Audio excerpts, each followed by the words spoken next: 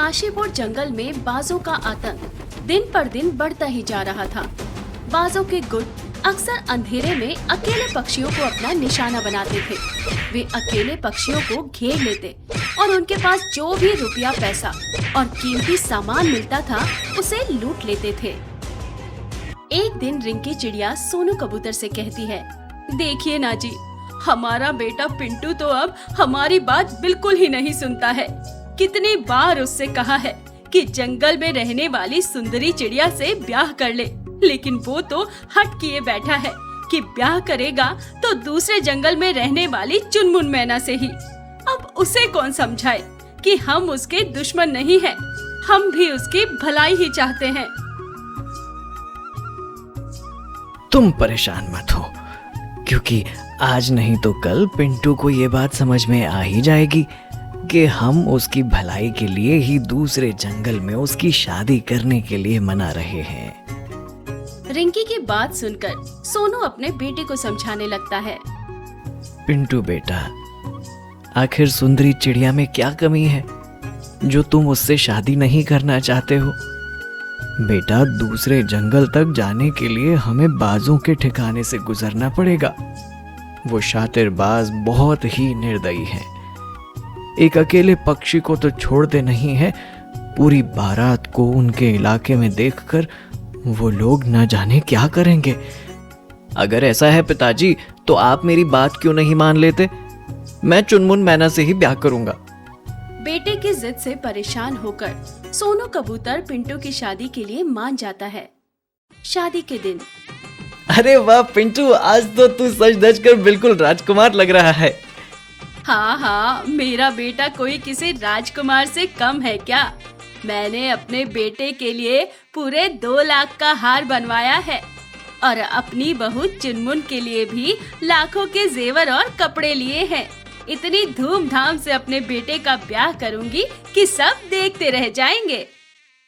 इसके बाद सारे बाराती नाचते गाते चुनमुन के यहाँ जाने के लिए निकल पड़ते हैं। देखो लड़कों, ज्यादा हो हल्ला नहीं करते, आगे बाजों का इलाका है। अगर उन्हें भनक लग गई तो ना जाने क्या होगा। मेरा तो दिल बैठा जा रहा है। अरे सोनू भाई, आप क्यों घबराते हैं? हम कोई अकेले थोड़ी जा रहे हैं जो बाज आकर हमें यूं ही लूट लेंगे। अरे पूरे जंगल के पक्षी एक साथ बारात लेकर जा रहे हैं। इतनी आसानी से वो हमारा सामना नहीं कर पाएंगे। आप निश्चिंत रहिए और खुशी खुशी अपने बेटे की बारात लेकर चलिए, कुछ नहीं होगा। बिरजू तोता की बात सुनकर बारात में पिंटू के दोस्त और उत्साह से नाचने गाने लगते हैं, किंतु राजू कबूतर किसी अनहोनी की आशंका से घबराए रहता है। इस तरह बारात चुनमुन के घर पहुंच जाती है। भगवान का लाख लाख शुक्र है, उन डकैतों का सामना हमसे नहीं हुआ और हम सब सकुशल बारात लेकर चुनमुन के घर पहुंच गए हैं। अब बस जल्दी से विवाह संपन्न हो जाए और हम अपनी बहू को लेकर अपने घर पहुंच जाएं। ईश्वर से बस इतनी सी कामना है। देखिए पिताजी, आप बिना ही बात के घबरा रहे थे। मुझे तो लगता है उन बाजों ने अब अपना ठिकाना बदल लिया है। कितने समय से उन्होंने कोई वारदात को अंजाम भी नहीं दिया है। जरूर वो बाज ये जंगल छोड़कर जा चुके हैं और हमने बिन बात उनके डर से जंगल से बाहर निकलना ही छोड़ दिया था। चलो अब ये मनहूस बातें छोड़ो और जल्दी से फेरों की तैयारी करो। हमें अपने बहू को लेकर घर भी तो लौटना है। इसके बाद सभी बाराती खुशी खुशी भोजन करने लगते हैं और पिंटू और चुनमुन के फेरों की तैयारियां होने लगती है। कुछ देर बाद जब पिंटू और चुनमुन के फेरे पड़ रहे थे, तभी अचानक से शादी में अफरा तफरी मच जाती है। अरे ये सब क्या हो रहा है? अचानक से ये भगदड़ कैसे मच गई? और कोई मुझे बताओ, ये हो क्या रहा है? अरे भाई साहब, शादी में डकैतों ने हमला कर दिया है। हे भगवान, ये क्या हो गया? डकैत मेरे बेटे की शादी में कैसे घुस गए? अब क्या होगा? डकैतों के आने की बात सुनकर सोनू और रिंकी अनहोनी के डर से रोने लगते हैं। अरे ये सब क्या हो गया? इन्हें जितना भी रुपया पैसा लेना है सब ले जाए, बस मेरे बेटे और बहू को छोड़ दे। अगर इन्हें कुछ हो गया तो मैं जी नहीं पाऊंगी। शुभ शुभ बोलो माँ, ऐसा क्यों सोचती हो? हम लोग कुछ ना कुछ तरकीब निकालते हैं। डकैत बाजों का गुट बारी बारी से शादी में आए सभी मेहमानों से रुपया और गहना छीनने लगते हैं।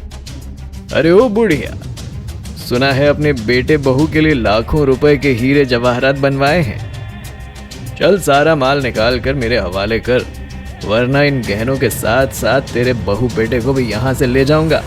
तुम्हें जितना भी रुपया पैसा लेना है सब ले जाओ, लेकिन मेरे बेटे को कुछ मत करना। भगवान के लिए हमारे सारे बारातियों को सकुशल छोड़ दो। अरे अगर सबको सकुशल छोड़ देंगे तो हम डकैत कैसे कहलाएंगे? चल बुढ़िया, सारा माल निकाल और साइड में हो, हमें अपना काम करने दे। डकैत सारा माल इकट्ठा करके लौट रहे होते हैं, तभी वहाँ पुलिस आ जाती है।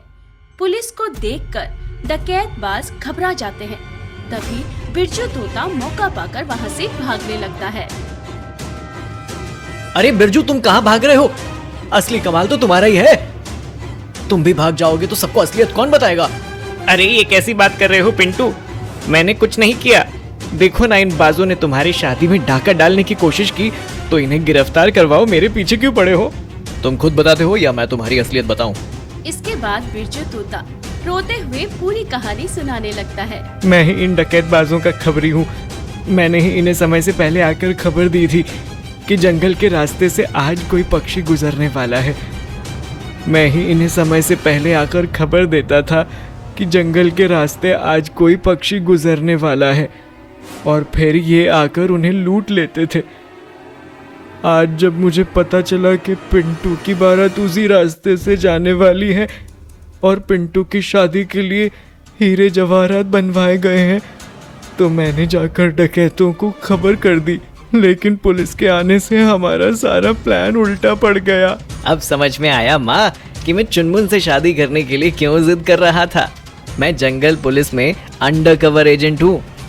दरअसल मैं डकैतों के गुट का पर्दाफाश करना चाहता था, और मुझे खबर मिली थी कि हमारे ही जंगल में कोई पक्षी इनकी मदद करता है। इसीलिए मैंने चुनमुन से शादी करने की जिद की, और चुनमुन इस बात के लिए खुशी खुशी तैयार हो गई। पिंटू की सूझबूझ की सभी पक्षी तारीफ करने लगते हैं, और उस दिन के बाद से जंगल से डाकुओं का आतंक खत्म हो जाता है।